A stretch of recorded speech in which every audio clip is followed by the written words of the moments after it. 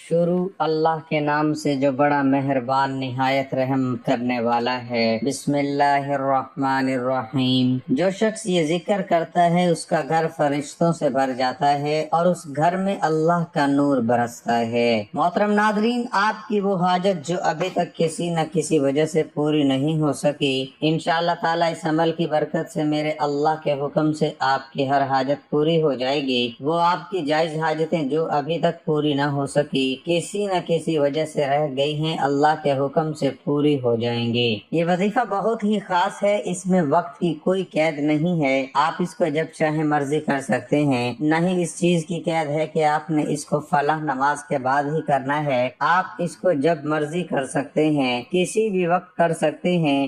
کسی پریشانی سے نجات حاصل کرنا بھی آپ کی حاجت ہی کہلاتا ہے۔ اگر یہ وظیفہ آپ نے نہیں پڑھا تو آپ نے کچھ بھی نہیں پڑھا۔ اگر آپ لوگ چاہتے ہو کہ آپ پر دولت بنا موسم کے بارش کی طرح برسے، یہ عمل آپ لوگ کر لینا میرے بھائیوں میری بہنوں، تو آپ کو پورا سال کیا پوری زندگی دولت کی تنگی نہیں رہے گی انشاءاللہ۔ آپ کو ایسا خاص وظیفہ بتاؤں گا کہ آپ کی خالی جھولی اگر وظیفہ پڑھتے ہی پیسوں سے نہ بھر جائے تو میرے بھائیوں میری بہنوں میرا گریبان پکڑ لینا، جو بھی آپ کی حاجت ہوگی، جو مراد ہوگی، وظیفہ پڑھتے ہی پوری ہوگی۔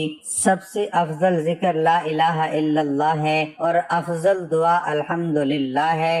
اللہ کے رسول صلی اللہ علیہ وسلم نے فرمایا، اسلام کی بنیاد 5 چیزوں پر ہے: اللہ کے علاوہ کسی اور ذات کے معبود نہ ہونے اور محمد صلی اللہ علیہ وسلم کے اللہ کے رسول ہونے کی گواہی دینا، نماز پڑھنا، زکوٰۃ دینا، حج کرنا اور رمضان کے روزے رکھنا۔ اس حدیث کو امام بخاری نے روایت کیا ہے۔ آپ صلی اللہ علیہ وسلم نے فرمایا کہ سب سے بہتر بات جو میں نے اور مجھ سے پہلے والے نبیوں نے کہی ہے وہ یہ ہے کہ ایک اللہ کے سوا کوئی اور معبود برحق نہیں ہے اور نہ اللہ کا کوئی اور شریک ہے، اسی کی بادشاہت ہے اور وہ ہر چیز پر قدرت رکھتا ہے۔ لا الہ الا اللہ کے احساس پر اللہ تعالیٰ نے جنت کو مزین و آراستہ کیا ہے، جہنم کو بھڑکایا ہے اور نیکی و بدی کا بازار لگایا ہے۔ آپ صلی اللہ علیہ وسلم نے فرمایا، اللہ کے نبی حضرت نوح علیہ السلام جب حالت نزاع میں تھے، اس وقت آپ نے اپنے بیٹے سے کہا، میں تمہیں لا الہ الا اللہ کو مضبوطی سے تھامے رہنے کا حکم دیتا ہوں، کیونکہ 7 آسمان اور 7 زمین اگر ایک پلڑے میں رکھ دیے جائیں اور لا الہ الا اللہ ایک دوسرے پلڑے میں رکھ دیا جائے تو کلمہ توحید کا پلڑا بھاری ہو جائے گا،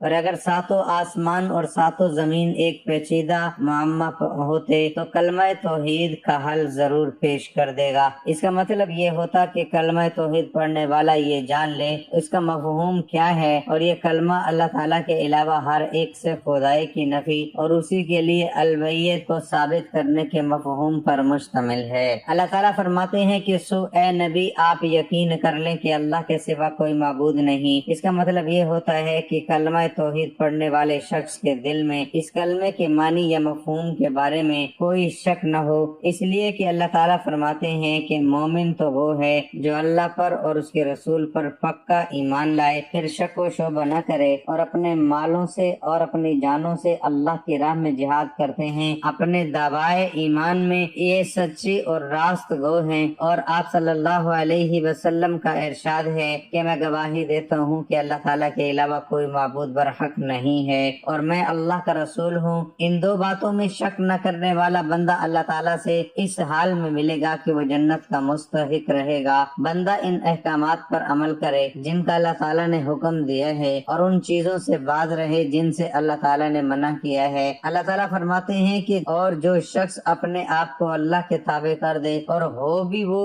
نیکوکار تو یقیناً اس نے مضبوط کڑا تھام لیا۔ کلمہ توحید کو سچے دل کے ساتھ پڑھا جائے اس طور پر کہ دل اور زبان دونوں اس کے مفہوم پر پورے طور پر متفق ہوں۔ اللہ تعالیٰ فرماتے ہیں کہ بعض لوگ کہتے ہیں کہ ہم اللہ تعالیٰ پر اور قیامت کے دن پر ایمان رکھتے ہیں، لیکن در حقیقت وہ ایمان والے نہیں ہیں۔ وہ اللہ تعالیٰ کو اور ایمان والوں کو دھوکہ دیتے ہیں، لیکن دراصل وہ خود اپنے آپ کو دھوکہ دے رہے ہیں، مگر سمجھتے نہیں لا الہ الا اللہ کا یہی مفہوم ہے اور یہی اس کی شرائط ہے جو اللہ تعالیٰ کے دربار میں نجات کا سبب بنتی ہے۔ امام حسن بصری رحمت اللہ علیہ سے کسی نے یہ سوال کیا کہ بعض لوگ کہتے ہیں کہ جو لا الہ الا اللہ کہے گا وہ جنت میں داخل ہو جائے گا، تو امام حسن بصری نے جواباً کہا جو شخص لا الہ الا اللہ کہے گا اس کے فرائض کو بجا لائے اور اس کے حقوق کو ادا کرے وہ جنت میں داخل ہو جائے گا۔ لا الہ الا اللہ کے صرف زبانی دعوے سے کچھ فائدہ ہونے والا نہیں ہے جب تک کہ کہنے والا شخص اس کے تقاضوں پر عمل نہ کرے اور اس کی شرائط کی پابندی نہ کرے، اور جو صرف زبان سے کلمہ کا اقرار کرے اور اس کے تقاضوں پر عمل نہ کرے تو صرف زبان سے اقرار اس وقت تک سومند نہیں ہے جب تک کہ وہ اپنے اقرار کو اعمال کے ساتھ مربوط نہ کر لے۔ سادہ مریہ رضی اللہ عنہما کہتی ہیں کہ رسول اللہ صلی اللہ علیہ وسلم کی وفات کے بعد عمر رضی اللہ عنہ طلحہ رضی اللہ عنہ کے پاس گزرے تو انہوں نے پوچھا کیا وجہ ہے کہ میں تم کو رنجیدہ پاتا ہوں، کہ تمہیں اپنے چچا زاد بھائی ابو بکر رضی اللہ عنہ کی خلافت گراں گزری ہے؟ انہوں نے کہا نہیں، لیکن میں نے رسول اللہ صلی اللہ علیہ وسلم کو فرماتے ہوئے سنا ہے، میں ایک بات جانتا ہوں، اگر کوئی اسے موت کے وقت کہے گا تو اس کے نامہ اعمال کا نور ہوگا اور موت کے وقت اس کے بدن اور روح دونوں اس سے راحت پائیں گے، لیکن میں یہ کلمہ آپ سے دریافت نہ کر سکا یہاں تک کہ آپ کی وفات ہو گئی۔ عمر رضی اللہ عنہ نے کہا کہ میں اس کلمے کو جانتا ہوں، یہ وہی کلمہ ہے جو آپ صلی اللہ علیہ وسلم نے اپنے چچا ابو طالب سے مرتے وقت پڑھنے کے لیے کہا تھا، اور اگر آپ اس کو اس سے بہتر اور باعث نجات کسی کلمے کا علم ہوتا تو وہی پڑھنے کے لیے فرماتے، کیونکہ نبی اکرم صلی اللہ علیہ وسلم کو اپنے چچا سے جو الفت و محبت تھی اور جس طرح آپ انہیں آخری وقت میں قیامت کے دن کے عذاب سے بچانے کی کوشش میں لگے ہوئے تھے اور کلمہ لا الہ الا اللہ کہنے کا حکم دیتے رہے، اس سے بہتر کوئی دوسرا کلمہ نہیں ہو سکتا جسے مرتے وقت کوئی اپنی زبان سے ادا کرے۔ اگر آپ نے میرا بتایا ہوا یہ وظیفہ چلتے پھرتے پڑھ لیا، میرے بھائیوں میری بہنوں، آپ کو چاہے ذاتی مکان چاہیے ہو یا آپ کو دنیا جہان کی دولت چاہیے ہو، گاڑی چاہیے ہو، بنگلہ چاہیے ہو، محل چاہیے ہو، قرضوں سے چھٹکارا چاہتے ہو، بچے بچیوں کی شادیاں کروانا چاہتے ہو، اپنی شادی کا مسئلہ ہے، جہیز کا مسئلہ ہے، بے اولادی ہے، تنگ دستی ہے، فاقے ہیں، مفلسی ہے، لاچاری ہے، غریبی ہے، فقیری ہے، مسکینی ہے، جو بھی آپ کے مسئلے مسائل ہیں یہ وظیفہ پڑھتے ہی حل ہو جائیں گے۔ میرے بھائیوں میری بہنوں بالکل سستی مت کرنا، اس ویڈیو کو مت گوانا۔ میرے بھائی میری بہنوں، آپ لوگ چاہتے ہو کہ آپ کی پوری زندگی سنور جائے، پوری زندگی آپ پیسوں میں کھیلو، پوری زندگی اتنا پیسہ آئے گا کہ ساری زندگی کام آئے گا، پوری زندگی بڑی سے بڑی حاجتیں مرادیں انشاءاللہ پوری ہوں گی۔ وظیفہ پڑھتے ہی اپنی زندگی میں تبدیلی دیکھنا، اپنی زندگی میں خوشیاں دیکھنا، اپنی حاجتوں کو پورا ہوتے دیکھنا۔ پیارے بھائیوں بہنوں، میں خود بھی یہ وظیفہ لازمی پڑھتا ہوں اور اللہ پاک نے ایسی ایسی جگہ سے رزق اور دولت کے اسباب بنائے ہیں۔ میرے بھائیوں میری بہنوں، میں آپ کو کیا بتاؤں، جتنا میں نے مانگا اللہ تعالیٰ نے اس سے کئی زیادہ مجھے عطا کیا۔ ایسی ایسی جگہ سے پیسہ آتا ہے میرے بھائیوں میری بہنوں، آپ لوگوں کی عقل حیران رہ جائے گی۔ بہت سے دکھیاری پریشان تنگ دست لوگوں کو یہ وظیفہ میں نے اپنی زندگی میں کئی مرتبہ بتایا۔ آپ لوگ یقین کریں یا نہ کریں، لوگوں کی خالی جھولیوں کو میں نے اپنی آنکھوں سے بھرتے ہوئے دیکھا تھا، لوگوں کے قرضوں کو ایک دن میں اترتے ہوئے یہ وظیفہ پڑھتے ہی میں نے اپنی آنکھوں سے دیکھا تھا۔ میں کوئی قسم نہیں اٹھا رہا ہوں دوستوں، ساتھیوں، بہنوں، نہ ہی میں دعویٰ کر رہا ہوں۔ یہ وظیفہ آپ لوگ خود بھی پڑھ کے دیکھ لینا، آپ پر چاہے 1 لاکھ کا قرض ہو، چاہے 1 کروڑ کا قرض ہو، وظیفہ پڑھتے ہی آپ کے قرضے نہ اتریں تو مجھے آ کر کہنا، قرضدار خود معاف کریں گے قرضے، یا آپ کے پاس اتنی دولت آئے گی کہ آپ لوگ فوری طور پر اپنا قرضہ ادا کر دو گے۔ یہ وظیفہ ایسا نہیں ہے میرے بھائیوں میری بہنوں کہ آپ لوگ ابھی وظیفہ پڑھو اور 2 سال بعد پیسے آئیں، آپ کو پیسوں کی بارش شروع ہو جائے گی، آپ پیسوں کی تنگی کا شکار نہیں رہو گے، بشرط یہ کہ ایک دن آپ لوگ یہ وظیفہ پڑھ لو، چاہے صبح پڑھ لو، چاہے دوپہر میں پڑھ لو، شام میں پڑھ لو، اگر آپ کی کوئی حاجت ہو تو اس کے لیے آپ ایک بار پڑھ سکتے ہیں، پھر اگر دوسری کوئی حاجت ہو تو 2 بار پڑھ لیں، 2 مرتبہ یہ عمل کر لیں، 3 بار کر لیں، 4 بار کر لیں، پورا دن پڑھتے رہیں، کوئی نقصان نہیں بلکہ فائدہ ہی فائدے ہیں۔ عمل بالکل آسان ہے، اتنا آسان کہ کوئی ایسے بہن بھائی بھی ہوں گے جن کو ایک لفظ پڑھنا بھی نہیں آتا، نہ دیکھ کر پڑھنا آتا ہے، وہ پڑھ ہی نہیں سکتے، تو وہ لوگ بھی یہ ویڈیو دیکھ کر پڑھ لیں گے، کیونکہ یہ اتنا آسان وظیفہ ہے کہ ہر کوئی فوراً پڑھ لے گا اور وقت بھی بالکل کم لگے گا، مطلب آدھا پونا منٹ کیا چیز ہے، 1 منٹ لگا لیں،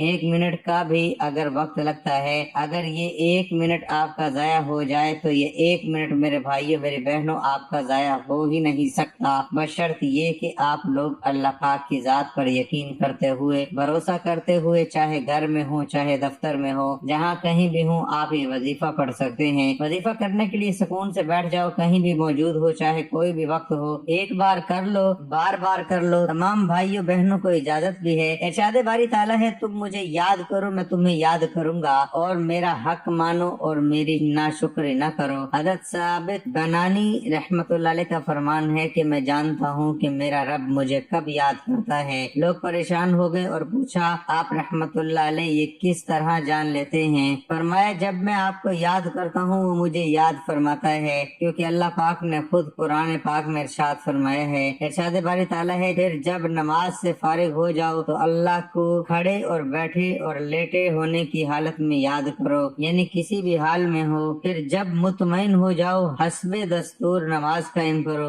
ابن عباس رضی اللہ تعالیٰ عنہ کا ارشاد ہے اس سے مراد یہ ہے کہ دن رات خشکی تری، صفر و خضر، فقر و قناعت، صحت و مرض اور ظاہر و باطن، ہر حال میں اللہ پاک کا ذکر کرتے رہو۔ ارشاد باری تعالیٰ ہے اے ایمان والو اللہ کو بہت یاد کرو اور صبح و شام اس کی پاکی بولو۔ اے ایمان والو تمہارے مال نہ تمہاری اولاد کوئی چیز تمہیں اللہ کے ذکر سے غافل نہ کرے، اور جو ایسا کرے گا تو وہی لوگ نقصان میں ہیں۔ حضرت ابو موسیٰ رضی اللہ تعالیٰ عنہ سے روایت ہے کہ حضور نبی اکرم صلی اللہ علیہ وسلم نے فرمایا اپنے رب کا ذکر کرنے والے اور نہ کرنے والے کی مثال زندہ اور مردہ دلوں کی سی ہے، زندگی ہر شخص کو محبوب ہے اور مرنے سے ہر شخص ہی گھبراتا ہے۔ بعض علماء نے فرمایا کہ جو شخص اللہ پاک کا ذکر کرتا ہے اس کا دل زندہ رہتا ہے اور جو ذکر نہیں کرتا اس کا دل مر جاتا ہے۔ حضرت ابو ہریرہ رضی اللہ تعالیٰ عنہ، حضرت ابو سعید خدری رضی اللہ تعالیٰ عنہ دونوں نے گواہی دی کہ حضور صلی اللہ علیہ وسلم نے فرمایا جب بھی لوگ اللہ تعالیٰ کے ذکر کے لیے بیٹھتے ہیں فرشتے انہیں ڈھانپ لیتے ہیں اور رحمت الہی انہیں اپنی آغوش میں لے لیتی ہے اور ان پر سکینہ کا نزول ہوتا ہے۔ اللہ تعالیٰ ان کا ذکر اپنی بارگاہ کی حاضری میں کرتا ہے۔ اللہ پاک ہمیں اپنا ذکر کثرت سے کرنے کی توفیق عطا فرمائے، وطن عزیز پاکستان کو امن و سلامتی کا گہوارہ بنائے، بروز قیامت آقا صلی اللہ علیہ وسلم کی شفاعت اور اپنی جنت کا حقدار بنائے، اور مسلمانوں کو آپس میں اتفاق و اتحاد نصیب فرمائے، آمین۔ محترم ناظرین سب سے پہلے سکون اور اطمینان سے بیٹھ جائیں، جلد بازی میں بھاگم بھاگ میں بے دلی سے آپ کو یہ وظیفہ ہرگز نہیں پڑھنا۔ ایک مرتبہ آپ کو درود شریف پڑھ لینا ہے اور سب سے پہلے کوئی سا بھی درود پاک پڑھ لیں، درود ابراہیمی یاد ہو درود ابراہیمی پڑھ لیں، یہ صلی اللہ علیہ وسلم پڑھ لیں، یہ صلی اللہ علی محمد پڑھ لیں۔ جو میرے عزیز ساتھیوں بھائیوں بہنوں دوستوں آپ کو درود پاک یاد ہو ایک مرتبہ درود پاک پڑھ لیں، ثواب کی نیت سے ایک بار میرے ساتھ بھی درود پاک دہرا لیں۔ اللهم صل على محمد وعلى آل محمد كما صليت على إبراهيم وعلى آل إبراهيم إنك حميد مجيد اللهم بارك على محمد وعلى آل محمد كما باركت على إبراهيم وعلى آل إبراهيم إنك حميد مجيد۔ جیسے ہی آپ نے درود شریف پڑھ لیا اس کے فوراً بعد آپ کو لا الہ الا اللہ محمد الرسول اللہ یعنی کہ پہلا کلمہ 100 مرتبہ پڑھنا ہے، یعنی ایک تسبیح پڑھنی ہے۔ جیسے ہی آپ نے پہلا کلمہ پڑھا اب آپ کو فوراً کیا پڑھنا ہے؟ استغفر اللہ استغفر اللہ استغفر اللہ، 11 मरतबा आपको अस्तगफिरुल्लाह पढ़ लेना है। एक मरतबा सबसे पहले दरूद पाक 100 मरतबा पहला कलमा, 11 मरतबा अस्तगफिरुल्लाह आपने पढ़ लिया। आप फौरन उसी वक्त अपने हाथों में एक तस्बीह पकड़ लें, अगर आपके पास मौजूद हो तो पकड़ लें, तस्बीह ना हो तो फिर सीधे हाथ पर जैसे ही आपने 100 मरतबा पहला कलमा पढ़ लिया तो आपको फौरन उसी वक्त 11 मरतबा अस्तगफिरुल्लाह पढ़ने के फौरन बाद आपको ये वजीफा पढ़ना है। ये कलमात, ये वजीफा इतना मुजर्रब है, इतना खास है मेरे भाइयों मेरी बहनों, मैं आपको क्या बताऊं। जैसे ही आपने 11 मरतबा अस्तगफिरुल्लाह पढ़ लिया तो फौरन ये कलमात पढ़ना शुरू कर दें। बड़े आसान से कलमात हैं, पहले सुन लें, समझ लें, फिर पढ़ लीजिएगा। जब वीडियो मुकम्मल हो जाए, जब अमल करने बैठे तो फिर कर लीजिएगा। वहुवा समीउल अलीम, ये एक पूरा वजीफा है। एक मरतबा मैंने पढ़ लिया, दोबारा सुन लीजिए, वहुवा समीउल अलीम, दोबारा हो गया, फिर तीसरी बार पढ़ लें, वहुवा समीउल अलीम। 111 मरतबा आपको ये कलमात पढ़ने हैं। सबसे पहले एक मरतबा दुरूद पाक 100 मरतबा पहला कलमा, 11 मरतबा आपको अस्तगफिरुल्लाह और 111 मरतबा आपको ये कलमात जो आपकी स्क्रीन पर दिख रहे हैं, वहुवा समीउल अलीम। 100 मरतबा ये कलमात आपने जैसे ही पढ़ लिए, प्यारे दोस्तों भाइयों बहनों, अब आपको क्या पढ़ना है ये समझ लें। ये पूरा अमल जो मैं आपको बताने लगा हूँ, ये इतना आसान सा अमल है, ज्यादा वक्त भी आपको नहीं लगेगा, बिल्कुल अमल खत्म होने लगा है। आप जब अमल करोगे तो चंद मिनट में ये पूरा अमल बड़े आराम से, बड़ी आसानी से पढ़ लोगे। 111 मरतबा वहुवा समीउल अलीम पढ़ना है, बेहद आसान अमल है। आप इसको चलते फिरते बहुत ही कम वक्त में पढ़ सकते हैं और यकीन करें अल्लाह ताला के हुक्म से आपके हर जायज वो हाजत जिसकी नीयत से आपने इस अमल को किया होगा, आपकी वो हाजत पूरी हो जाएगी। और जब आपने दुआ करनी है, अपनी हाजतें जो हैं, एक दो या ज्यादा से ज्यादा 3 हाजतों की आपने बार बार दुआ करनी है। अल्लाह ताला के हुक्म से आपकी हाजत पूरी हो जाएगी। बेशक अल्लाह ताला हर चीज पर कादिर है, अल्लाह ताला आपकी दुआ को रद्द नहीं करेगा। जब वहुवा समीउल अलीम पढ़ेंगे तो अल्लाह पाक अपने इस पाक कलाम के सदके आपकी दुआ को जरूर कबूल फरमाएगा। और ये याद रखें कि 5 टाइम नमाज की पाबंदी करनी है। और मेरे प्यारे बहन भाइयों, ये बिल्कुल फी सबीलिल्लाह आपको अमल बताए जाते हैं। आप खुदा के लिए इनसे फायदा हासिल किया करें, ताकि जितने लोगों तक मजीद ये पैगाम पहुंचेगा उतने ही ज्यादा लोग इससे फायदा हासिल करेंगे। क्योंकि हमारे माशरे में हर इंसान किसी न किसी हाजत पूरा करने का तलबगार रहता है, किसी न किसी परेशानी में मुब्तला रहता है। ये अल्लाह का कानून है, हर इंसान खुशहाल नहीं है। मेरे बतलाने में, समझाने में नाज़रीन वक्त लग रहा है, क्योंकि मैं आपको एक एक बात तफसीली बताना चाहता हूँ, समझाना चाहता हूँ। क्योंकि ये अमल अगर मेरे भाइयों मेरी बहनों मुझसे भी कोई गलती हो गई आपको समझाने में और आप लोग सही तरह कर ना पाए तो फिर आपको कोई फायदा ना होगा। तो इसलिए मैं पूरी तवज्जो से, पूरे ध्यान से आपको समझाने लगा हूँ, ताकि आप लोग सही तरह से ये अमल करो। मैं खुद जिस तरीके से करता हूँ और इस वजीफे को मैंने कई लोगों को जिस तरीके से पढ़ने के लिए बताया है, उसी तरीके से मैं आपको बताऊंगा, ताकि आपको फौरी तौर पर फायदा हो। जब आपने वहुवा समीउल अलीम इन कलिमात को जैसे ही पढ़ लिया तो फौरन आपको आखिर में क्या पढ़ना है ये अच्छी तरह समझिएगा, समझ कर जाइएगा और फिर समझ कर एंड तक वीडियो देखिएगा। पूरा अमल अपने जहन में बिठा लीजिएगा। आखिर में एक मरतबा दुरूद पाक पढ़ लें, जो आपने शुरू में पढ़ा था वही आखिर में पढ़ें। इसके साथ नादरीन आपने इस्तगफार का जिक्र करते रहना है और अपने गुनाहों को बख्शवाते रहना है। जो गुनाहों की दलदल में फंस जाते हैं उनके लिए गुनाहों से निकलना बहुत मुश्किल हो जाता है, क्योंकि एक गुनाह दूसरे गुनाह का रास्ता खोलता है। गुनाहगार के लिए नेकी पर अमल करना मुश्किल और गुनाहों का रास्ता आसान हो जाता है। गुनाह उम्र तबाह कर देते और उम्र की बरकतें छीन जाती हैं। इंसान की उम्र सांस लेने का नाम नहीं, बल्कि दिल जिंदा से ही जिंदगी होती है। दिल मुर्दा को अल्लाह ने भी मुर्दा कहा है। सूरत अन-नहल, मुर्दा है ना कि जिंदा। नेकी करने वाले के लिए ताअत और इबादत का पूरा लश्कर मौजूद रहता है, वो उसे कभी कर देता है, जबकि गुनाह करने वाले के लिए मासियत اور گناہوں کا لشکر، نیکی کرنے والے کے لشکر کے پیچھے اللہ کے فرشتوں کے ذریعے مدد ہوتی ہے، جبکہ گناہ کرنے والے کے پیچھے شیطان اور اس کا ٹولہ ہوتا ہے۔ گناہ گار کو توبہ کی توفیق کم ہوتی ہے، جس طرح مقروض شخص قرض دینے والے شخص سے دور بھاگتا ہے جب اس کے پاس ادائیگی کا انتظام نہ ہو، اسی طرح اللہ کا نافرمان اللہ کا سامنا کرنے سے گھبراتا ہے۔ انسان کا دل کمزور ہو جاتا ہے، وہ توبہ کا ارادہ کرتا ہے، توبہ کرتا بھی ہے، لیکن اس پر قائم نہیں رہ سکتا۔ توبہ کی زبانی تکرار کے باوجود گناہوں پر اس کا اصرار جاری رکھتا، اور یہی اصرار آخر کار گناہ کبیرہ کو بھی گناہ کبیرہ بنا دیتا ہے۔ گناہ کی نفرت ختم ہو جاتی ہے اور وہ لوگوں کی موجودگی میں بے باک و برملا ارتکاب معصیت کرتا ہے، بلکہ اپنے گناہوں کو فخر و غرور کے ساتھ بیان کرتا ہے۔ گناہوں کو اسی طرح کھلم کھلا کرنے والوں کے لیے زبان رسالت سے سنگین وعید ہے۔ حضرت ابو ہریرہ بیان کرتے ہیں کہ نبی صلی اللہ علیہ وسلم نے فرمایا، میری تمام امت کو معاف کر دیا جائے گا سوائے گناہوں کو کھلم کھلا کرنے والوں کے، اور گناہوں کو کھلم کھلا کرنے میں یہ بھی شامل ہے کہ ایک شخص رات کو کوئی گناہ کا کام کرے اور اس کے باوجود جو کہ اللہ نے اس کے گناہ کو چھپا دیا ہے، مگر صبح ہونے پر وہ کہنے لگے کہ اے فلاں، میں نے کل رات فلاں برا کام کیا تھا، رات گزر گئی تھی اور اس کے رب نے اس کے گناہ چھپائے رکھا، لیکن جب صبح ہوئی وہ خود اللہ کے پردے کھولنے لگا۔ گناہوں کی نفرت ختم ہو جاتی ہے، بڑے سے بڑا گناہ بھی اس کی نظر میں چھوٹا محسوس ہوتا ہے اور اسے ہلاک کر دیتا ہے۔ سیدنا عبداللہ بن مسعود رضی اللہ تعالیٰ عنہ فرماتے ہیں، مومن اپنے گناہ کے بارے میں